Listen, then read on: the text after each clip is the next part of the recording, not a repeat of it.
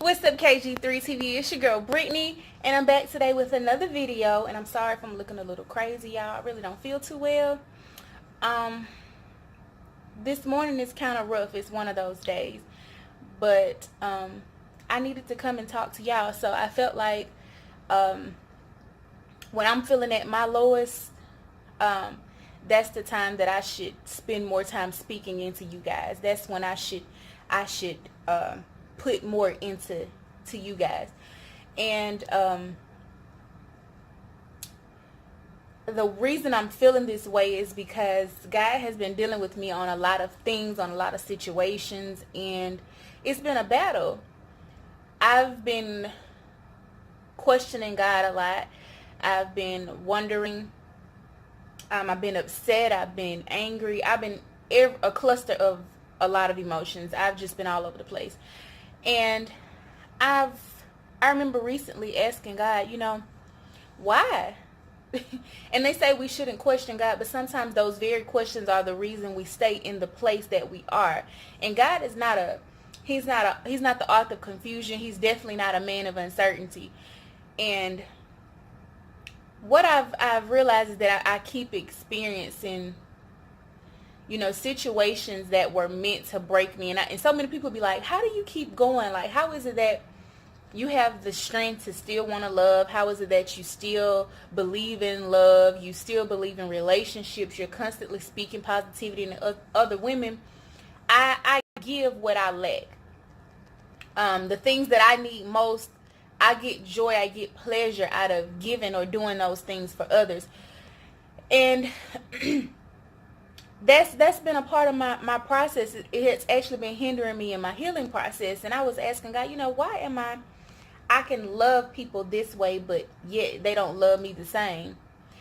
And why do I keep encountering people who only come to take? And I always say an even exchange has never been considered a robbery. But it's a really tough pain when you feel like you've been robbed. When you've been robbed of your peace, you've been robbed of your sanity. A lot of things are at stake, including your health. It's really tough. Especially when you've been good to people, when you try to love people at least the best way you know how. And in the midst of it, God began to reveal to me a lot of the places you've been in, you remained upset, you remained hurt. You even were disappointed a few times because you didn't trust my promise, because you didn't understand the plan. And I used to say that, that's like one of my favorite things to say. Trust his promise even when you can't see his plan. Even when you cannot see his plan. But that has been one of the toughest things I've had to do, is to trust God's promise. In the midst, when his plan seems jacked up to me, his plan seems like so far gone, it seems like a reach, it seems like a stretch, I've had to trust him. And he reminded me of some previous situations that I were in, how I wanted to be in certain places so bad. Like I was rushing. I was running to my destiny. And he was like, it's not meant for you to run to. Walk. I just want you to walk. In the midst of you walking, you're going to be able to see the things along the way that I protected you from. You're going to be able to see the people that I protected you from. You think the pain that you're enduring or you're encountering right now is bad.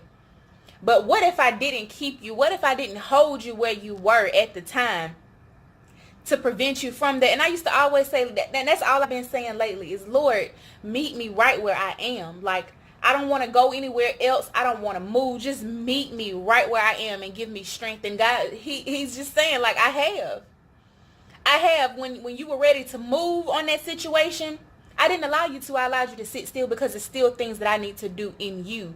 It's still a healing process that needs to take place in you from the previous situation that I kept you in. He reminded me of wanting to be in a wanting companionship and wanting to be with this guy so bad, and I just thought he was just it. And then later on, a few years later, God began to reveal exactly how he was. And I see his wife. She's dealing with so much. I see her encountering. I see his children lacking. And God was like, and you thought that's what I wanted for you. As much as I love you, as much as I care for you and I protected you before, you thought that's what I wanted for you. And he was saying that's not it. I pride myself in saving his place. And he was saying I was saving your place as well. I'm still saving your place, because everything that's in you, your future husband needs. The places that I'm going to take you, he needs it as well. Everything that I'm embedding and I'm bestowing inside of you, your future husband needs. The guys that are not receptive to it right now, they don't need it. It's not for them. The guys who are not able to love you the way that you need to be loved, they don't need it. They don't need it. He said, you're trying to give away things that are meant for your future husband. Sit still. And in that moment, I had to do a self-check. Like, you deal with things and you experience people that are just really messed up, will leave you right where you are. And I was just like, wow, I would never do that to them. I would never leave them in a place of hurt or heartbreak, or I would never put them in certain situations. And God said, even in the process of that, I was doing something. And I'm just like, what could you be doing? Like, what exactly could you be doing with the pain that I feel? And he was like, are you not strong because of the previous things you encountered when you were about to be homeless and you didn't have anywhere to take your children? Did I not provide?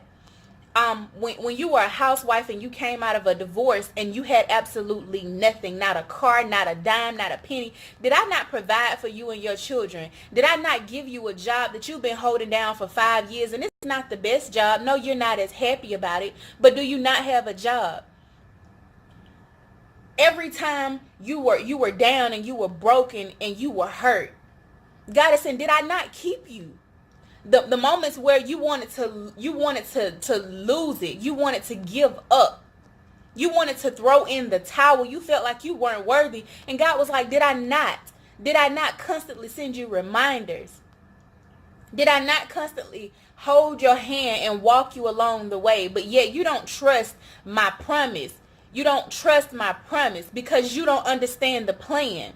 Everything that you encounter, and I don't know who it's for, I'm just speaking about where I am. Regardless of what it looks like right now, regardless of